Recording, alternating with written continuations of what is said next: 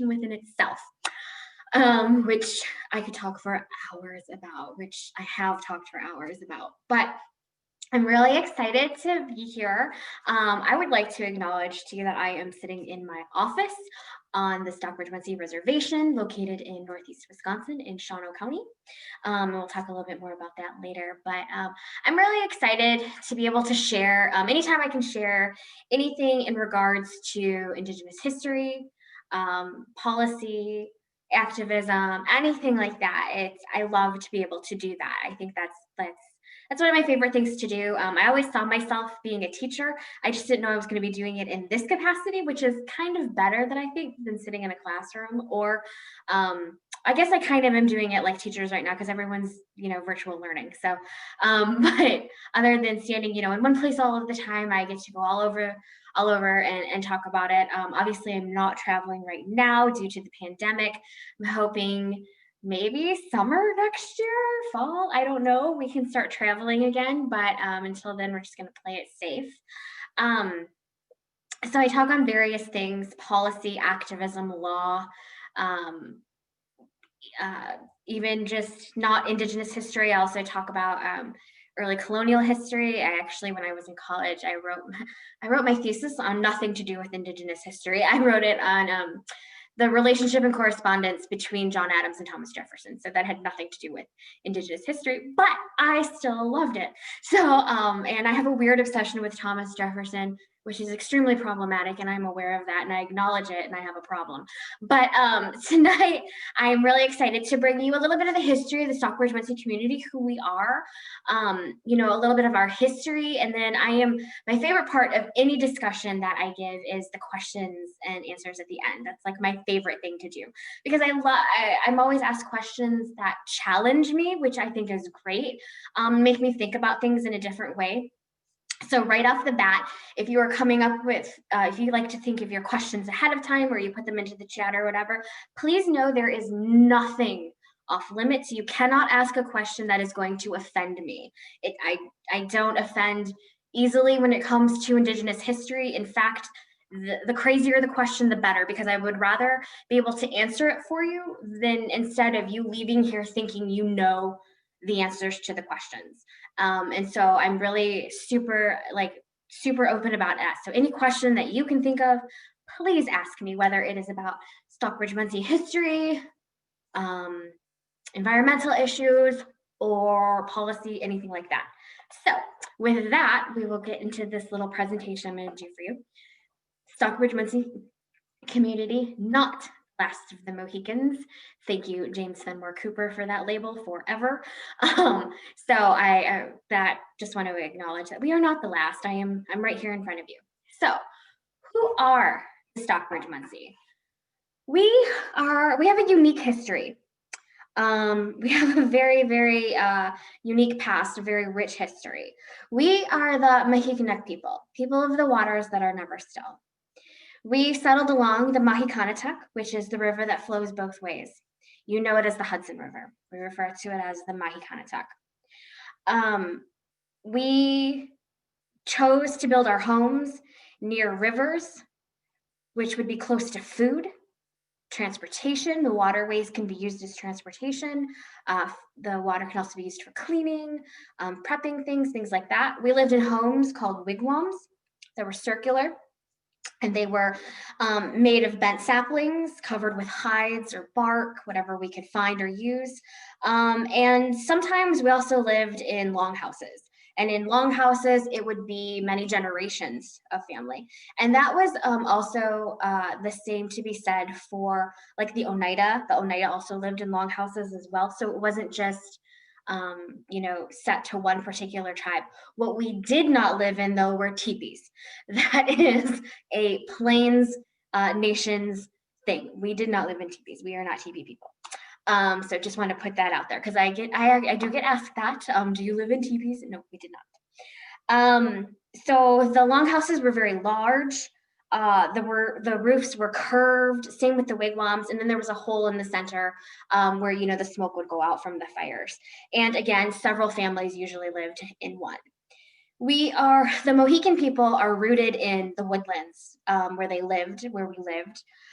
in the forests that were covered with red spruce, elm, pine, oak, birch, and maple.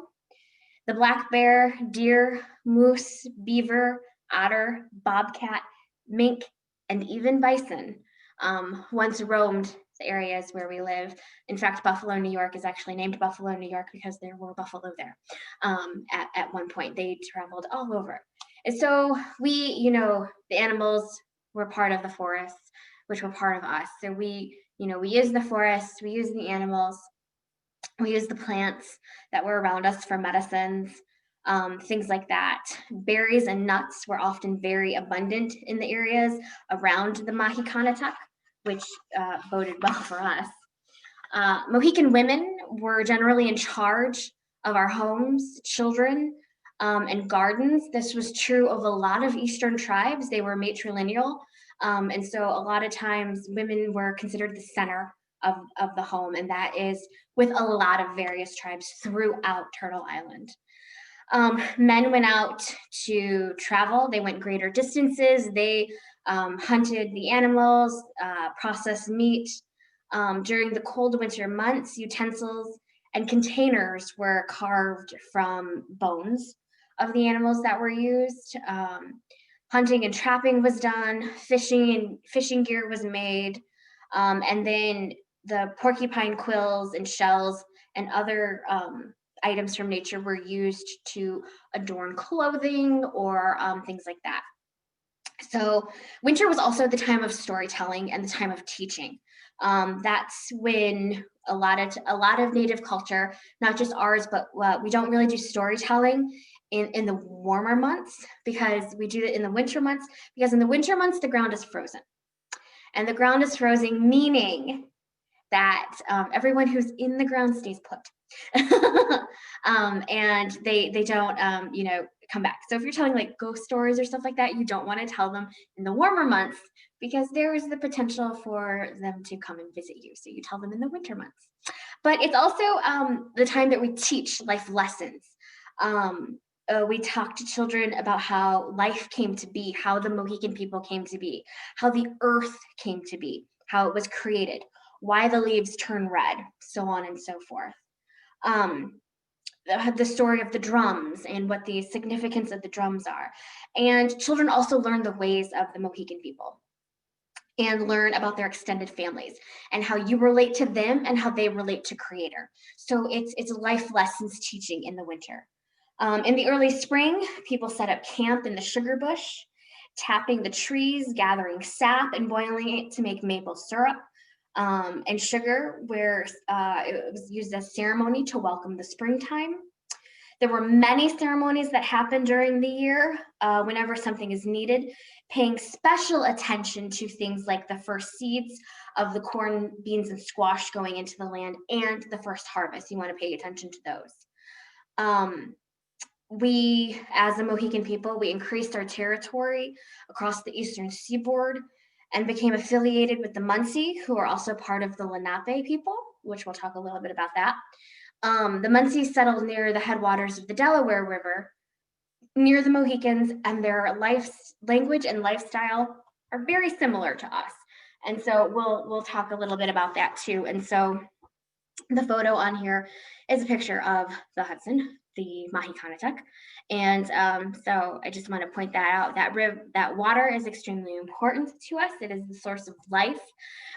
We believe that water is female and lives and breathes and does all of that fun stuff. So what was our territory? So I'm going to incorporate the Mohican and Munsee territory because we are a Mohican Munsee tribe. So our territory covers 6 states, from southwest Vermont, the entire Hudson River Valley of New York from Lake Champlain to Manhattan, western Massachusetts up to the Connecticut River Valley, northwest Connecticut, and portions of Pennsylvania and the entirety of New Jersey. The portions of Pennsylvania that it covers, Philadelphia, and a little bit west, sorry, and then all of New Jersey. We also do have, surprisingly enough, some significant sites to us in Kansas near Fort Leavenworth. So we are all over the place. And it's really important to know that and to talk about that. So when you're thinking, when you're out east, I know a lot of times people, New York, Massachusetts, the things you think about are like, you think about history, obviously. You think about maybe early colonial history, the founding. I mean, Philadelphia and New York were both capitals at one point of the colonies. We don't think about the native people being there. So this is one thing that I hope in my position here and that I'm able to do is to change that. And people think of the Eastern Seaboard, they think of the native tribes and think about who we are and that we were living there at one point in time. I think that's super important. So, just like every other tribe in the United States, we had encounters with explorers. And I would argue to say that we were the first ones to have encounters with explorers because we were on the eastern seaboard. So we encountered the explorers first, just like the Wampanoags in Massachusetts encountered the Pilgrims, and the other tribes there also encountered settlers. You had the Powhatan Confederacy down in Virginia, which was the confederacy that Pocahontas belonged to, encountered the colonists. We encountered the English. We encountered the Dutch. So in 1609, Henry Hudson sailed up the Mahicanatuck and into the land of the Mohican, and we saw him, and we were like, "Hey, what's up? What are you doing here? Are you lost?" And because clearly you've got to be lost. And so that was really our first encounter with outsiders, with settlers coming in, colonists coming in, and it was with Henry Hudson. So by 1614, a fur trading post was established at Castle Island. And so it became big. Like if you know anything about U.S. history and U.S. trade history, even in economic history, it exploded. This fur trade exploded. There were furs here that you couldn't get in Europe, that you couldn't get in other places, and beaver was huge. And so what happens with that is these animals get hunted because the fur is needed. So at some point, gets difficult to find. You're having a hard time finding it, but you're also not the only tribe trying to find it. You're not the only ones trading with the Dutch or the English or the French. You've got others in the area that are also doing the same exact thing. So tensions began to rise between not just the native nations and the explorers and the fur traders, but also native nation against native nation. So with the Mohicans, there was tensions with the Mohawks because our territories are right on top of each other. And then you've got the Haudenosaunee Confederacy or the Iroquois Confederacy next door to us, and they're also doing the same thing. So you've gotten this whole area in the eastern seaboard, a lot of tribes competing with each other. Just how companies nowadays compete with each other for your business. The same thing was happening with the tribes. So their tensions began to rise with the Mohicans and the Mohawks. But the other thing that was happening is the economic way of life for the Mohicans was changing, and it was changing drastically with the arrival of the Europeans. We would, the English would eventually replace the Dutch in the area, but what was happening was traditional items were no longer being made. So when we talk about using the porcupine quills and other things to adorn our clothing, those things, that way of life is kind of going away. It's kind of leaving us. And what's happening is new items are coming into our lives. So iron kettles, cloth, guns, and colorful glass beads are now being used. And so we're using those items in order to, make a living, so to speak, and to trade, with each other, but also with other, not just fur traders, but other colonists who are coming into the area as well. And so there's a whole mess of things happening, and it's all happening at once. But one thing that happened consistently was forced movement was eventually going to happen, and it was inevitable. And that is with every single native nation in the United States. Very few native nations in the United States actually still reside on any of their ancestral territory. Here in Wisconsin, we have the Menominee Nation, who is indigenous from Chicago all the way up through the Upper Peninsula of Michigan. And so they had about 10 million acres of land here at one point. They are at an advantage where their reservation that they have now along the Wolf River here is still on their ancestral homeland, but they only have just over 250,000 acres of that land. The rest of it was opened up to settlement and they were forced off of it. So very few nations across the United States even remotely have a little bit of their land. So the Mohegans were driven from their territory west of the Mahicanatuck. In the early 1700s, they moved further east near the Housatonic River in present-day Connecticut. The English again now replaced the Dutch and in the area, and they aimed at making natives civilized. And when I mean civilized, I mean this is where you see the idea of assimilation coming into play. Clearly, there was something wrong with us because we didn't, worship a Christian God. We didn't, dress properly. Men and women were on equal footing. So there was something clearly wrong that the settlers needed to fix on us. So one of the first things that they did is they created boundaries and fences when land was shared with Native people. So while every Native nation in that area kind of had an idea of where the other nation's territory kind of started, there was still common ground within there. There was still common hunting and gathering grounds that we all would participate in. And like agreements, but we're talking about actual boundaries being put up. So boundaries within itself is a colonized way of thinking. One of the most infamous boundaries in that area was right in New York. You know it as Wall Street. It was an actual wall that was put up. The Dutch had put this wall up, and it was to separate out the Lenape people because they didn't want them coming in to the area that once was theirs. And so if you're walking down Wall Street, yes, it's the economic capital of the world, financial district of the world, but it also symbolizes something a little bit more. It symbolizes the shutout of Native people in their own homelands. And since the lands were declared to belong to Europeans by right of discovery, the Mohegans couldn't defend their ownership in the courts of the colonists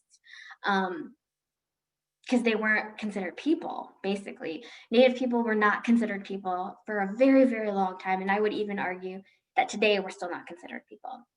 So as more settlers arrived, Mohegans and other tribal nations became dependent on the settlers in order to survive. So when I mentioned earlier that we, our traditional items that we were making were kind of phasing their way out, well, we're also getting forced, we're not getting forced necessarily onto reservations just yet, but we are getting forced into smaller areas.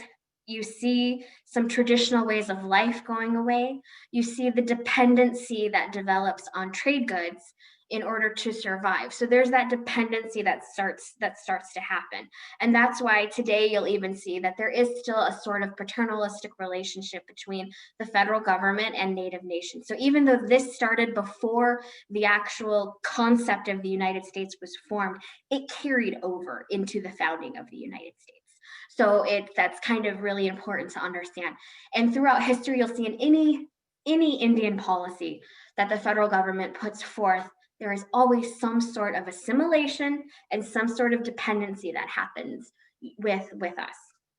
So we became more dependent on the settlers in order to survive because we became dependent on those trade goods. The other thing that happens is disease starts to arrive. Smallpox, measles, diphtheria, scarlet fever all start to come into play. And these were diseases that we were completely unfamiliar with. And we did not have immunity towards these diseases. So hundreds of thousands of indigenous people and sometimes entire villages were completely wiped out by diseases. So while we were a force that historians sometimes say before the arrival of Columbus in 1492 in the Caribbean, we were in the tens of millions in population. With the arrival of the colonists, our numbers start to dwindle, and they start to dwindle drastically from just disease alone. Factor in wars later on, but disease right from the get-go, our numbers start to plummet when you have entire villages that are being wiped out by diseases that we're not familiar with. We don't have immunity to. We don't know anything about them, so we can't even use our medicines to try to fix them because we're not exactly sure what's going on. So there's a lot that's happening. The other thing that happens is we have missionaries that soon enter native villages to help convert native people to Christianity because we're heathens and we're savages and we're worshiping too many gods and all of that fun stuff. So the native people agree to be Christianized after seeing the prosperity of the settlers. So they see that these settlers, they felt that perhaps the God that the colonists worship was more powerful because they saw that these settlers were doing good. So they're like, maybe we need to be doing the same thing. Another big reason for the conversion to Christianity is survival. Without that happening, I don't think I would be here today if my ancestors hadn't, converted to Christianity in order to survive. I'm not necessarily sure I would be sitting here talking to you guys today. So there were two reasons. One, survival, and the other, they thought that because of the prosperity of the colonists, that converting to Christianity was going to be a good thing. So in 1734, a missionary named John Sargent came to the Mohicans in the village of Watatuk. He preached and baptized to the Mohicans. In 1738, the Mohicans gave John permission to start a mission, and it was located on the Housatonic River near a great meadow bounded right by the Berkshire Mountains. More Europeans moved into the area, and they renamed that area, which was a Mohican village, they renamed it Stockbridge. And they named it after like an area in England that it reminded them of. I haven't been to England or Massachusetts, but apparently that area reminded the people of Massachusetts, so they named it Stockbridge. There were others, though, who wanted to hear what the mission's teachings were, so they also came to Stockbridge. This included the Wappingers, the Nictacs, the Brothertons, the Pequots, the Mohawks, the Narragansetts, and the Oneidas. These groups merged with the Mohicans, and from that moment on, we were known as the Stockbridge Indians. So you're also seeing a change in identity happening here. So that is really important as well. There were also some wars that were going on that affected the Stockbridge Indians. Several wars between 1700 and 1800, the Mohicans were caught up in.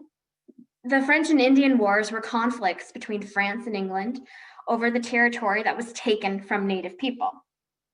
So we had these two European powers fighting over the land that was basically stolen from the native people.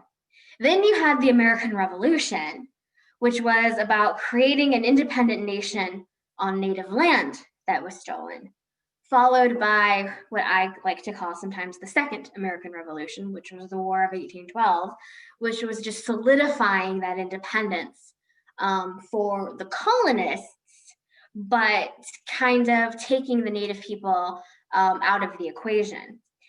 So during the American Revolution, though, the Stockbridge Mohicans, the Oneidas, the Tuscarora, and other native nations fought alongside the colonists. So we actually helped fight to win the War of Independence for what would become the United States. One of the greatest battles we fought in was the Battle of Van Cortlandt, which was in Brooklyn. A number of Stockbridge Mohicans died defending the newly formed United States. After the war, though, many returned to Stockbridge and found that their lands had been lost and they were being forced from the area. They basically got back to Stockbridge and like their homes were gone, their things were gone, and they were like, bye, you can't be here anymore. So that's basically what happened there. So we moved. And this map on here is we call our Stockbridge Trail of Tears because we were being forced from our homelands. So after leaving Stockbridge, we moved to New Stockbridge near Oneida Lake. The Oneida who fought in the war with the Stockbridge offered them a portion of their farmland and forest, and we accepted. The tribe flourished while we were there, but things were going to change again. We were then forced to move to White River, Indiana, to live among the Miami and the Delaware, or the Lenape. The Delaware is the colonized name for the Lenape. When we arrived after a year of travel, we discovered that the Lenape had been coerced into selling the land. So we were going to be on the move again. Back in New York, the War Department, where Indian Affairs was housed at the time, it wasn't the Bureau of Indian Affairs yet, it was just Indian Affairs. It was underneath the War Department, which is now the Department of Defense. We're negotiating with the Menominee and the Ho-Chunk here in Wisconsin for land for what they were calling the New York Indians, because we do have an Oneida Nation here as well. So a treaty was reached in 1822, and the Stockbridge moved again. Our first settlement in Wisconsin was in Kaukauna along the Fox River, and many who were still in New York came out and joined us there. We were probably perhaps the first English-speaking people in the area because it was virtually still not really settled. It was also part of the Michigan Territory. Michigan Territory took up Michigan, Wisconsin, Minnesota, and the Dakotas, so it was a big territory. So it wasn't really settled, and Wisconsin was not yet a state. So we were perhaps the first English-speaking people in the area. We also had Electa Quinney, who was the first public school teacher in the area, and she didn't just teach Stockbridge kids, she taught anybody. We had the first Protestant minister, and we also had the first Christian temperance union who talked about the evils of alcohol. But being civilized didn't mean we were going to be able to stay very long, because as long as you were Indian, you could be moved, didn't matter. So the Fox River became a major waterway to move lumber, to move goods up and down it. It's a pretty large river here in Wisconsin. And so the Stockbridge were moved again to the east shore of Lake Winnebago in 1834 in a town that is now called Stockbridge, Wisconsin. While we were there, a group of Lenape or Munsee joined with us, and we became known as the Stockbridge Munsee Indians. So that's how Stockbridge Munsee comes into play. A lot of people are like, are you Mohican? Are you Munsee? Like, how did your name? So we're both. The federal government, though, under Andrew Jackson, was forcing removal and land secessions. So removal was signed in May of 1830, and you have in the South, you've got the 5 civilized tribes, which is the Cherokee, Choctaw, Chickasaw, Seminole, and did I say Cherokee? There's 5. It'll come to me eventually, who were being moved on their Trail of Tears into Oklahoma. So a group of Stockbridge Mohicans also feared that they were going to be moved as well. So they moved to Indian Territory in 1839. Many died along this journey. Some reached Kansas and Oklahoma and married into other tribes. And then others gave up and came back to Wisconsin in 1848 when Wisconsin reached statehood. So there was a lot of moving around that was going on. In Stockbridge, Wisconsin, we actually have a burial site there where some of our great leaders are buried there. And then we also have some other sites of cultural significance there. Finally, though, we're on the move again, but the Treaty of 1856 established a reservation for us in Northeast Wisconsin in Shawano County in the townships of Bartlemy and Red Springs, and that is where I am coming to you from right now. Farming was attempted on the land, but it was sandy and swampy, and it's a pretty swampy reservation still. There's like a huge bog when you come in down the main road, and it's not really suitable for farming, which is why Native people moved to Oklahoma and Kansas, because that wasn't suitable for farming either. But then later they mechanized farming and made it easier, and we moved again. So forestry, though, that was something that's big here. It was huge here. We have these beautiful pine trees all around. So forestry became the main source of our economy. But because the forests were so thick and beautiful, that brought in outsiders. And so outsiders would come in and they would clear the land. So we couldn't really even do that either. So in 1871, we were forced to sell 54 sections of our forested lands just to survive, just to, have money to put food on people's tables so they could eat. So we finally had a home, but we were still losing it. And the photo on here was actually taken by my husband. He's a photographer, and this is the Red River that flows through our reservation here. So again, water is super important. Then in 1934, you have the Indian Reorganization Act that's passed. And what the policy does is the first thing it does is it stops the policy of allotment. Allotment was passed in 1887. And that was an act that took reservation land and broke it up and divided it amongst tribal members. Any land that was left over was sold to non-native people. That happened here too. We lost land to non-native people, mainly because we had to sell it in order to survive. So what the IRA does is it stops that policy right away. And it made it possible for tribes to form their own basis of government, to have their own tribal government. And in 1937, here, a constitution was written based on the Bureau of Indian Affairs model, and there was now a land base to build homes on, because under the IRA, the Stockbridge Munsee gained back 15,000 acres in the town of Bartlemy. 2,500 of those acres were put into trust immediately, and in 1972, the remaining 13,000 were put into trust. And so what we do now is when some of our former reservation land goes up for sale, I do know that in some cases the tribe has bought it, and then there's a process of putting it into trust that happens over a period of like 10 years or more. So that happens. But who are we today? We're the largest employer in the county that we live in, and I think that's probably due to our casino. It employs a lot of people. So even though we've had this pandemic going on and we have had two shutdowns, we're very mindful about the people that we employ. Our land base is approximately just under 25,000 acres, and we have an enrollment of about 1,500. So we're a small tribe, but we take our responsibilities as being an employer and stewards of the land very seriously. Again, this is another picture taking on the res here that is of the Red River. This particular picture, I can tell you exactly where it's taken. It's taken at my uncle's cabin because I can recognize the bridge that's in the background at my uncle's cabin, where I have spent many a day sitting by the river. When I'm feeling stressed out, I just go there and I feel so much better. And then just a little bit about what I do here, and then I can talk a little bit more about the land. Is in cultural affairs, we have our Arvid E. Miller Memorial Library and Museum, which houses the largest archives of Mohican history in the world. It's crazy that I'm in charge of all of that, but I love it. We also have a library here. We have a vast array of children's books. We are focusing on children's books at the moment, but promoting literacy in the community.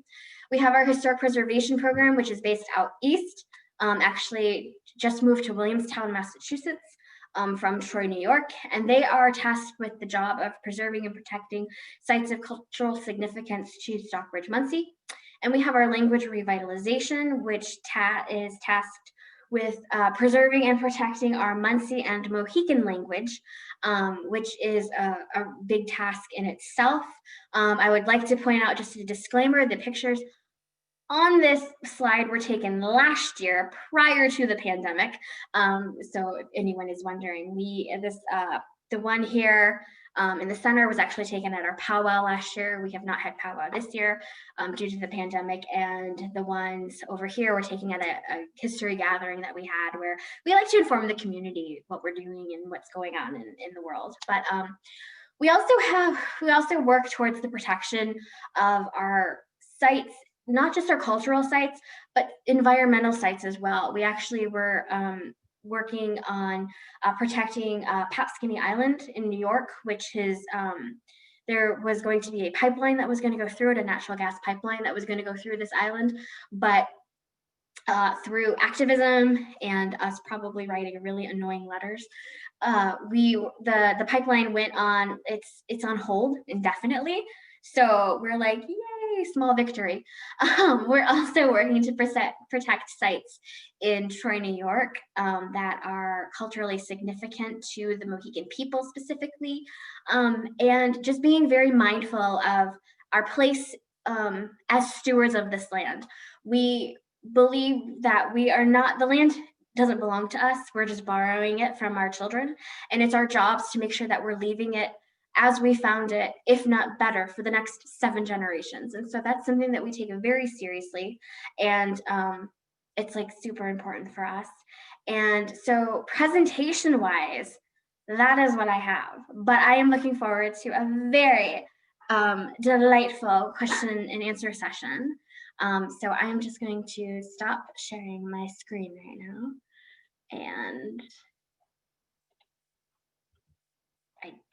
Good job. And open to questions that you might have. I'm like really excited to hear from everyone about what they, want to know about who we are, and go from there. So thank you for listening to my history spiel, and I appreciate it. Thank you, Heather. That was great. I think it's a lot of history to fit in into a PowerPoint, and I feel like it was very clear. And so hopefully, yeah, if folks have questions, if you can unmute yourself or put it in the chat, and we can or raise down at the bottom. Is there a raise your hand option? I think there's a raise your hand in the reactions. Right. So if you want to raise your hand, yeah, there, Rebecca just raised her hand, or and then you can unmute, or if you want to type it in the chat.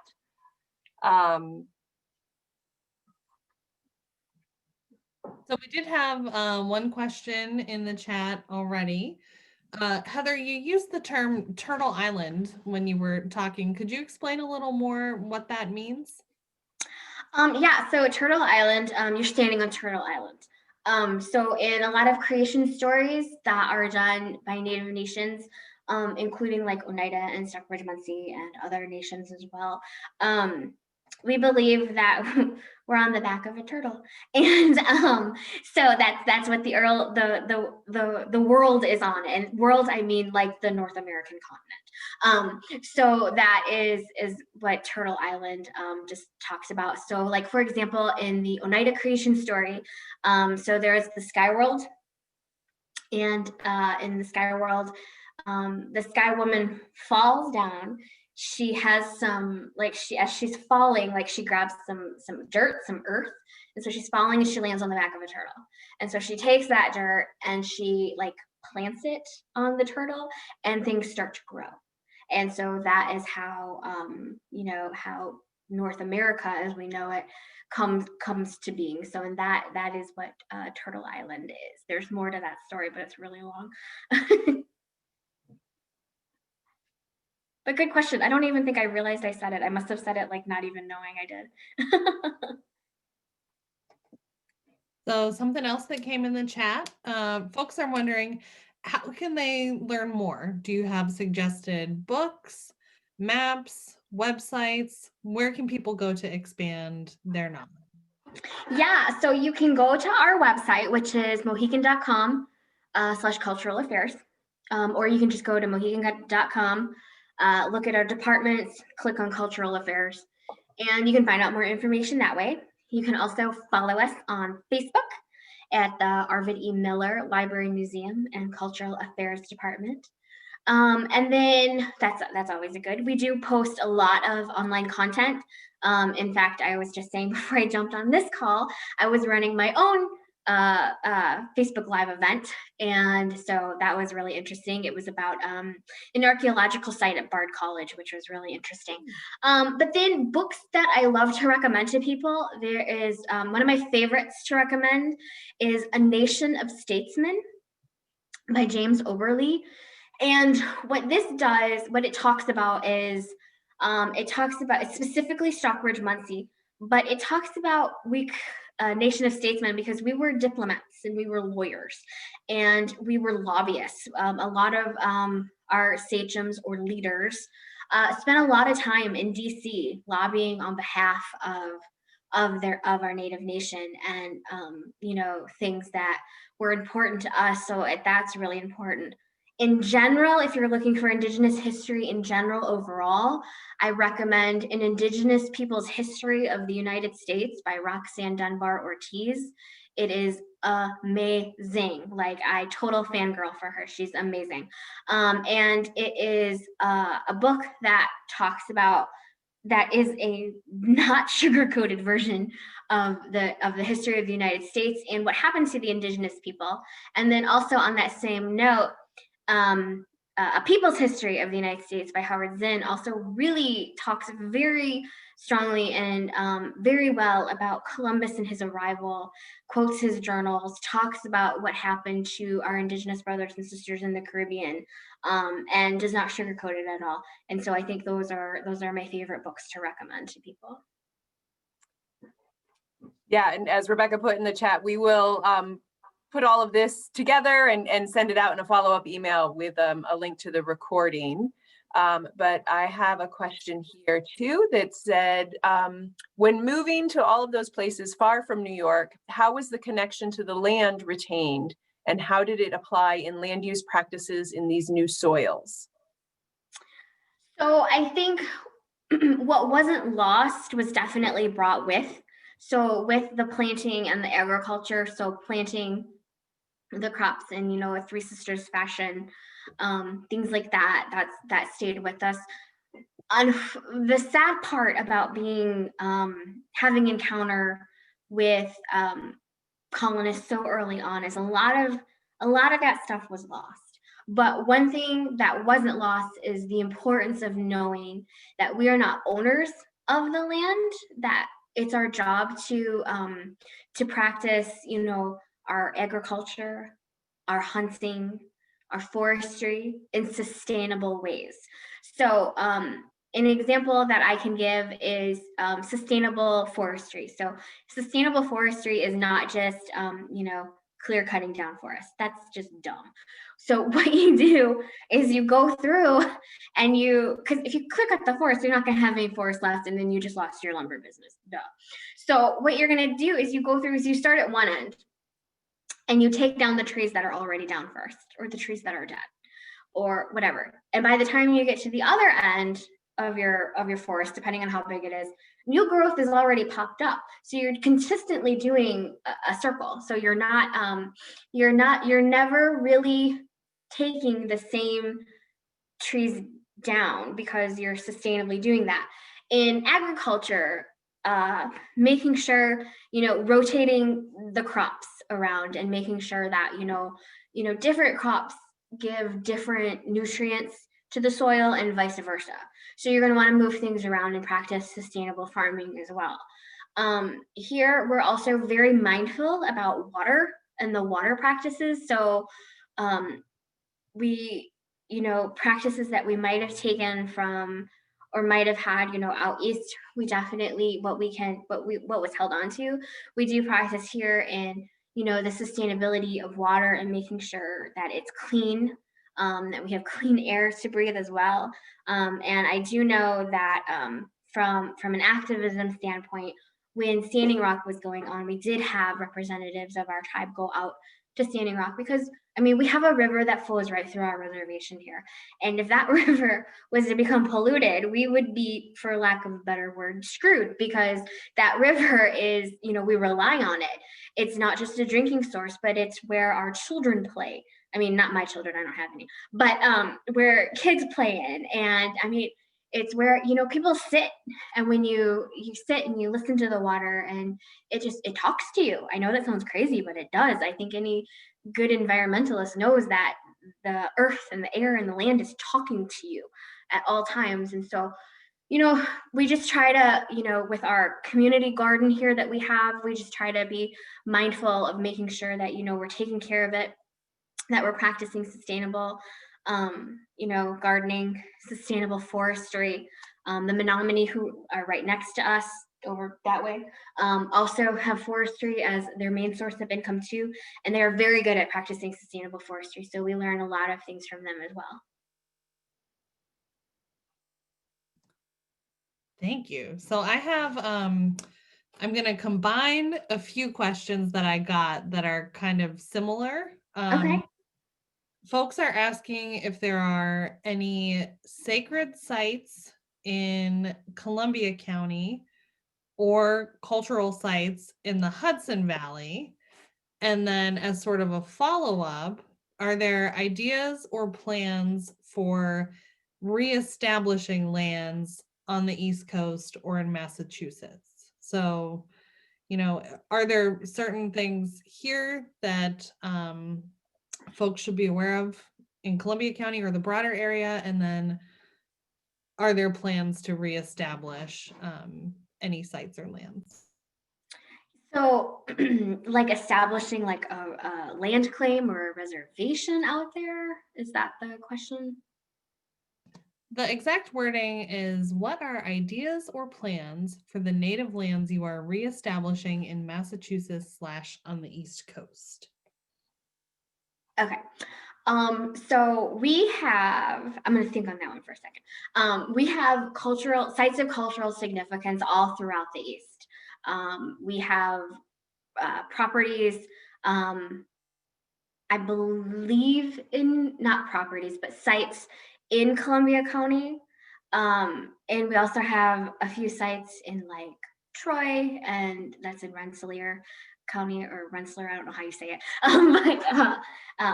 out there as well.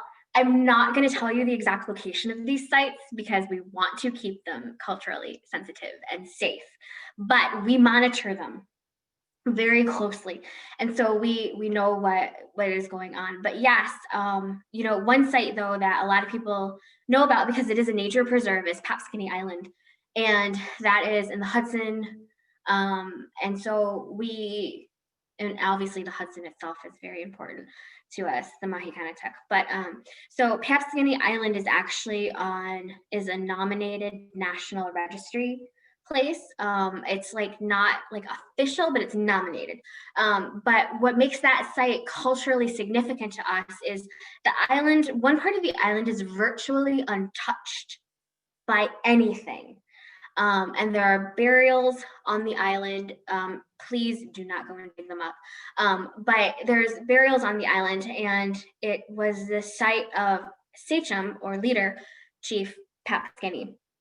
That's where he, had his home and things like that. And so why this site was nominated as something for National Registry is because if one of the criteria is that if Papscony was here today and he went to that site, would he be able to recognize it? And the answer is yes, because one part of the island is virtually untouched. And this was the part of the island that this pipeline was going to go through that we were like, no. So that is really cool. The other side of the island, there's like a small farm that, there's crops and things like that in there, but it's still very well maintained. So yes, we do have sites in Columbia County, Albany, Rensselaer, all of that area, all along the river valley, we have sites. As far as land claims, I'm assuming they might be talking about land claims. That's what's going on in my head. We have our Historic Preservation Office, which was in Troy, New York, just moved to Williamstown, and it's at Williams College. The significance of having that there is the way we lost the land in Williamstown is extremely significant. The college is named for the Williams family, and particularly Ephraim Williams was very instrumental in taking the land forcibly from us. So having that office on that land at that college is extremely significant. As far as making land claims, there's nothing to my knowledge that's going on right now, but I do know, for example, that the Oneida Nation here in Wisconsin has made land claims out east in New York, in their own territory as well. So I don't necessarily know what would happen. I know we've been instrumental in stopping things from happening on our ancestral land. I know there was a while back, I think it was in the 90s, there was a Walmart that was going up somewhere on our land, and we were able to gather a lot of people and on our ancestral land. And so we gathered a protest, and Walmart backed out. They were like, okay, we won't do this. But this was a long time ago, probably when it was easier to get Walmart to do what you wanted to do. As far as land claims, I'm not 100% sure. I don't think there's anything going on right now. What I would like to do in my department, though, one of our goals here is we're in the process of fundraising and going to be building a cultural center. So what I would like to see is a satellite cultural center out east in our homelands, establishing ourselves that way. So I hope that answered that question. Yes, I think it did. Okay. And if not, I'm sorry. So another question that we got was, can you talk a little bit more about the language revitalization program? Yeah, I can. So we are unique that we have 2 languages in our tribe. Well, 3 if you count English, because we all speak English. But we have the Munsee language and we have the Mohican language. And both are members of the Algonquin language groups. And so, and they're quite similar. They're very similar. So back in the 60s and 70s, there was a push to bring Munsee back. To the community. And so there's other Lenape tribes in the United States. There's 2 in Oklahoma. You have Delaware Nation and Delaware Tribe. And then you've got in Canada, in Moravian Town, I don't exactly know their official name, but they're also a Delaware Lenape tribe as well. And there are fluent speakers of the Munsee language there, which is really cool. Because I think to have fluent speakers of any indigenous language that you can find is like very amazing, because with the inception of colonization and boarding schools, language was like literally beaten out of you. So when people can hold on to that, that's really great. So we had tribal members from our community go to Canada and meet with the language elders that were there, talk to people that were there, and they took classes and they went through trainings, and they had conversations with people, and they were able to then bring what they learned back here. And this happened consistently, like year after year after year, a couple of times a year. There were language camps that were held, whether it was here, whether it was in Canada. And so the Munsee language came back, and came back to our community. And we had a lot of people who went on to further training, who like teach Munsee now. So that's really cool. And so we offer Munsee classes virtually on Mondays, 5:30 Central Time. So it'd be 6:30 out there, which anyone can sign up for and you can take. So if you want to do that, just shoot us an email. But we also then decided that, so we have a good stronghold on this Munsee language. What we don't have is anything on our Mohican language. So there was a grant that was written a couple years ago through IMLS, and we were awarded this grant. And what we did with the grant is we established a relationship with a linguist in Canada who is familiar with Indigenous languages. Actually does some consultation work for the Indigenous Language Institute in New Mexico. And so we don't have any fluent speakers of Mohican. The last fluent speaker of Mohican died in the 1930s. So we had nothing, no like oral, no sound, nothing. So what we did have though, is when we were being converted to Christianity, in Stockbridge, Massachusetts, back in the 1700s, there were catechisms that were taken that were converted from English to Mohican. So we took those catechisms, we took any documentation that we had in our archives that was written in Mohican, and then we took the memories that our elders in the community had from when they were little, when they might have maybe heard mom or dad say something or heard grandma or grandpa say something. And we compiled it all together in this big hot mess, in this chaos mess that we eventually made make sense. And from documentation, our linguist that we're working with, was able to kind of wake this language back up. And is it the language that was spoken pre-contact? Absolutely not. But we call it Stockbridge Mohican. It is a version of what was spoken pre-contact. So with all that documentation, looking at the languages that are similar in the Algonquin language group, and Munsee and Mohican are very similar, we were able to kind of bring this back to life.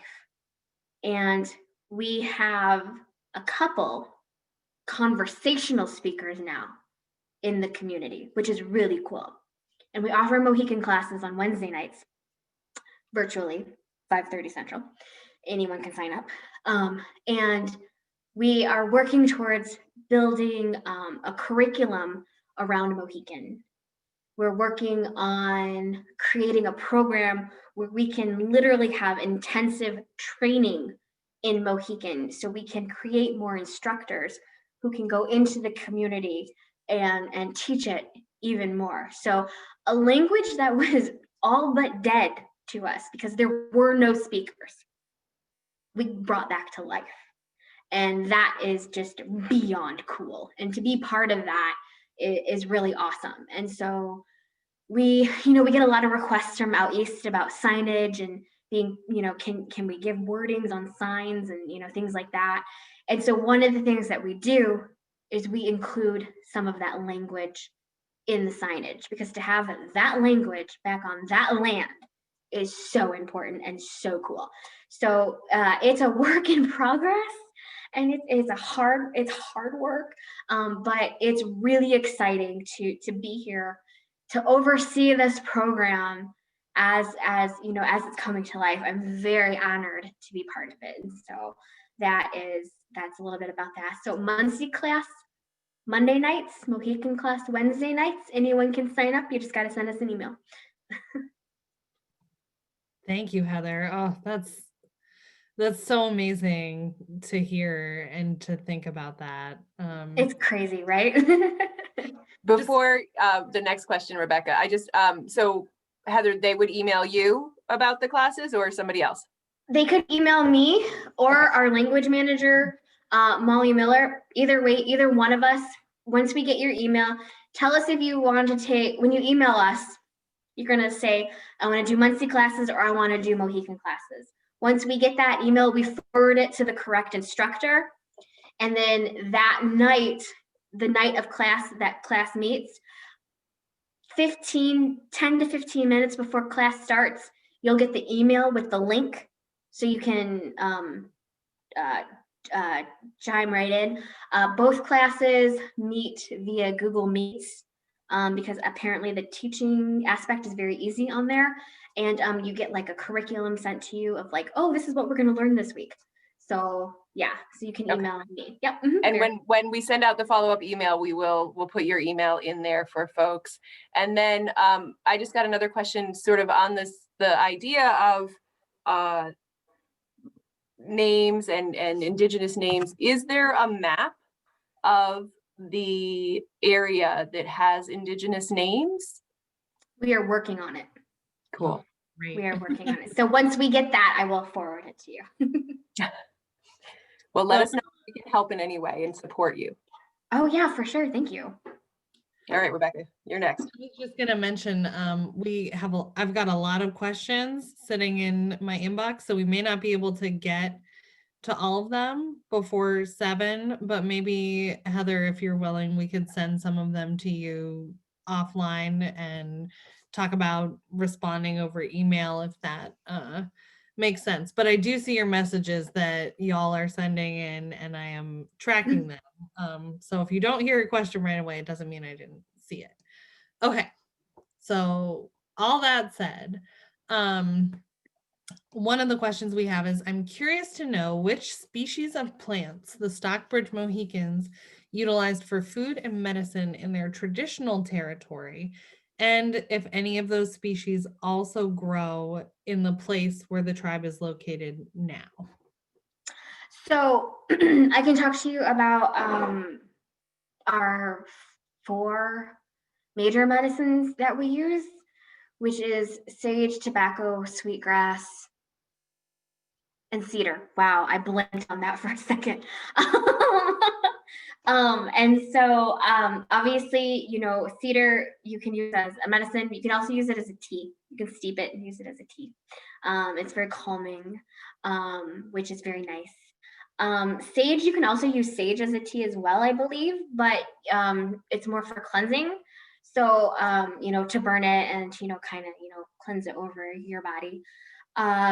Tobacco is also a medicine and a plant, but it's mainly used in ceremony. So, you're going to offer prayer, you gift tobacco. But tobacco can also be smoked in a pipe during ceremony, not in a cigarette, but in a pipe. If you're smoking cigarettes, you're actually using tobacco incorrectly. I'm not here to preach, but it's bad for your lungs. Don't smoke.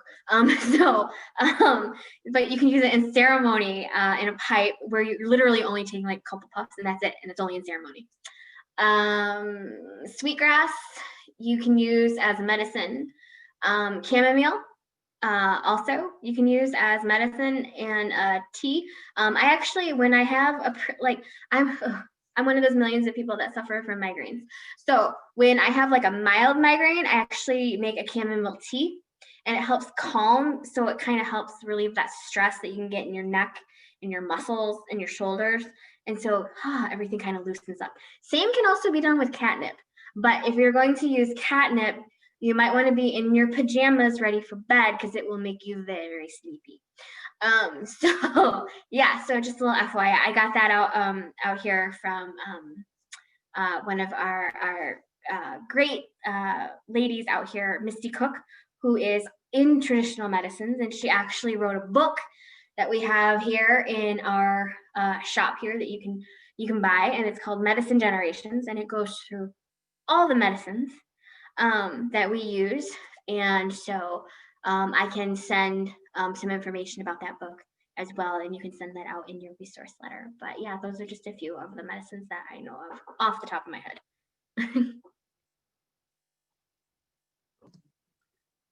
Great. So another one that we got is someone who's asking about the Native American Heritage Walking Tour in Stockbridge, which they understand is in partnership with the Mohican Nation, and wondering if you're aware of that, could speak a little more about that effort. Yeah, I'm aware of it because we worked on it. So, so the walking tour is really cool because Stockbridge plays such a significant role in our history. It was a Mohican village. It was where we were Christianized. It was huge. It's where a lot of our leaders, our diplomatic leaders, were. They have home sites there that are no longer standing.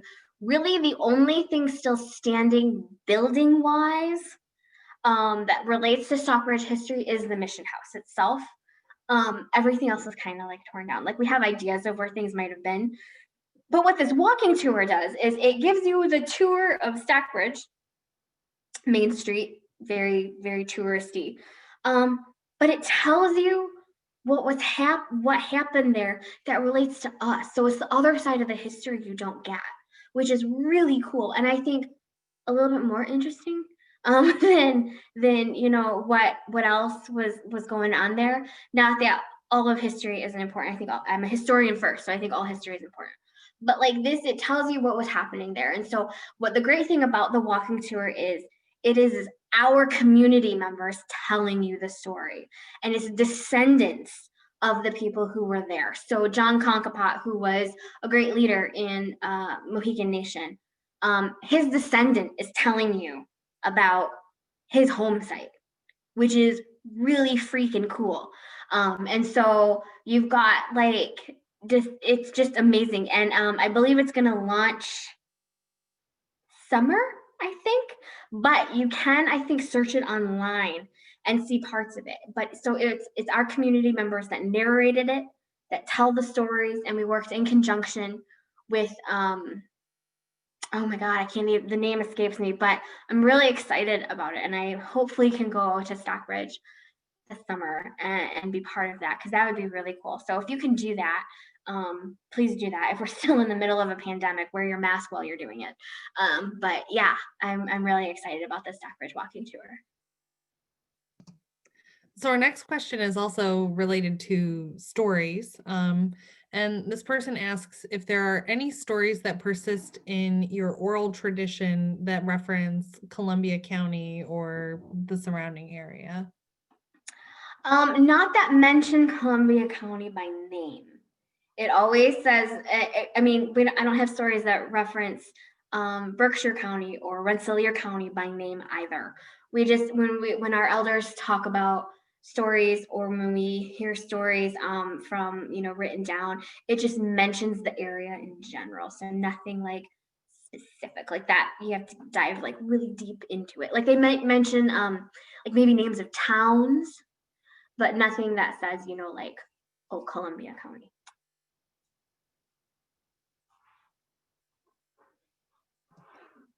We also have a question from some younger viewers who are watching the webinar, but were too shy to get on video and ask. But they would like to know, can you say more about what you mean when you say you don't own the land, you're borrowing it from your children? Yes. So in many native languages, there's not actually even a word for own or ownership, because you can't own the land. It belongs to everybody. And so when I say we're borrowing it from our children, is the next generation that comes up needs to have a place where they can live and where they can, have their life and conduct, their daily what have you. So if you don't take care of the land, if you don't take care of the air, if you don't take care of the water, and you and you don't do anything to, stop climate change, things are going to fall apart, and it's just going to turn into crap. So when I say we borrow it, is we want to leave a good place for the future generation to come. So as my ancestors did before me, they, didn't take more than they needed. They, practiced sustainable agriculture, sustainable farming, sustainable forestry. That's the same thing we need to be doing to make sure that our children, our great-grandchildren, our great-great-great-grandchildren have a place to be able to call home. Because if we don't do anything about it, it's going to fall apart. And so that's what I mean about borrowing it from our children. They gave it out to us on loan right now. The kids who are here, the kids who aren't here yet, they need some place to be able to live and to laugh and to love. And so that is what I mean by that. Great, thank you. Sort of on the same topic of land management and stewardship, one person is asking, do the Stockbridge Munsee use fire as a management tool either today or in the past? I know, like in the past we have like pre-contact. So before Henry Hudson came along, you use fire. I want to say we used it. I'm trying to remember, and I just talked with our agricultural agent like the other day. I want to say she may have done some of that last year, but I can't remember because, having controlled fire, what is it, like the nitrates or whatever go back into the soil, and that helps, replenish nutrients. And then when you plant your stuff, it's all like wonderful. So I do know pre-contact we did practice that. What is like managed fires, or I can't think of the term. Yeah, I'm not sure what it is either, but I know there is one somewhere. Yes, there is. I'm just not that smart. We have another question asking if you are involved in the Ford site archaeological dig in Germantown. And we also had a comment saying prescribed fire is the term that we're thinking. Thank you for prescribed fire. And I don't know anything about the that site that they're talking about. That doesn't mean we're not involved. It just means that my historic preservation program hasn't told me. Or they have, and I completely just spaced because there's a lot.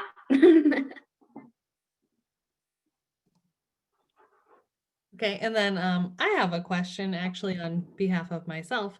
Yeah.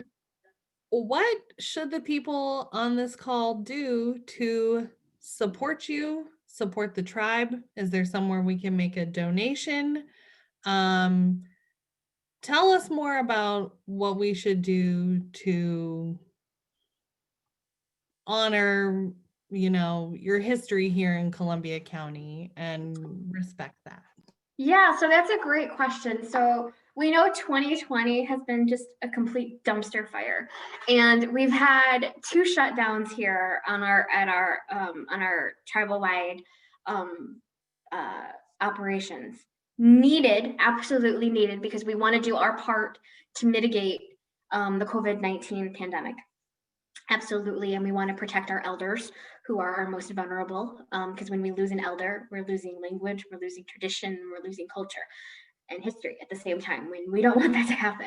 So we've had two shutdowns, and so budgets are really tight.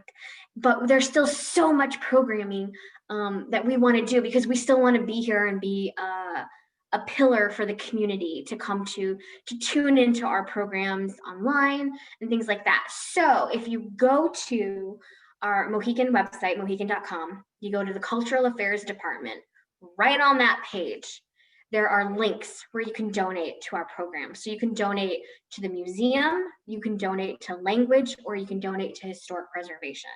And those help us. What it does is it lessens our tribal contribution footprint. So it's more money that we can take out of our normal budget and give back to the tribe because we can run things off those donations. So the more we get, the better. At the same time, we want to use some of those donations to help our building fund for a new cultural center. Because in this tiny building that I'm in right now, we are bursting at the seams. We have no place to go. I'm gonna have to store stuff like under my desk now. No, it's not that desperate, but it's getting there. So that's one thing we want to do is we want to. When I was hired last year, it was to create this cultural center, and so we're going to be hitting fundraising really hard in 2021 because my goal is to build that through grants and donations with absolutely no funding having to come from the tribe at all, because it's going to take a lot of money, and we're going to be in a recovery, by then, hopefully, fingers crossed that we don't have to go into another shutdown now that there's a vaccine out. So yeah, you can support us that way through monetary donations. All donations get sent. I get a notification, and I send you a thank you note because we're really appreciative of it. The other thing you can do is tell people about us. Awareness is super important, and my goal, in addition to cultural center here, is to have Stockbridge Munsee history throw up all over there. We want people to remember we were there, and that we're still here. And so one of the other things you can do is, read a book, watch a documentary, go to our website and read about who we are, ask us questions, because we want people to know who we are and that we were there and that we still exist. So that's just a few ways. Well, thank you so much, Heather. I think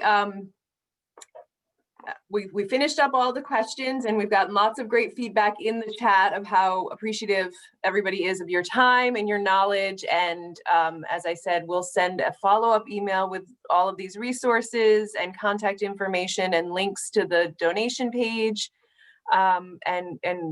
If folks want to know more about the programs that we're offering, you can sign up for our email list. And as we build out our 2021 programming, we'll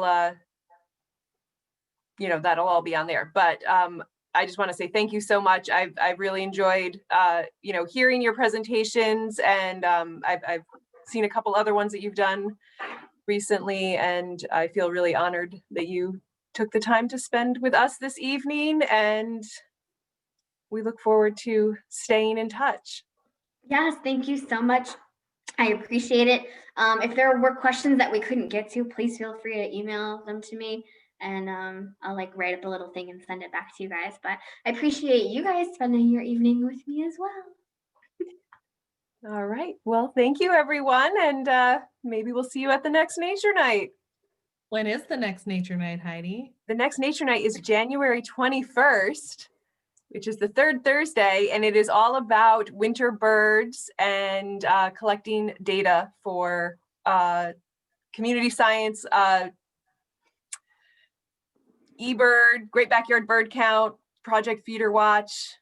So we're really excited about that. Thanks, everybody. All right, take care. Bye. Happy holidays. Thank you.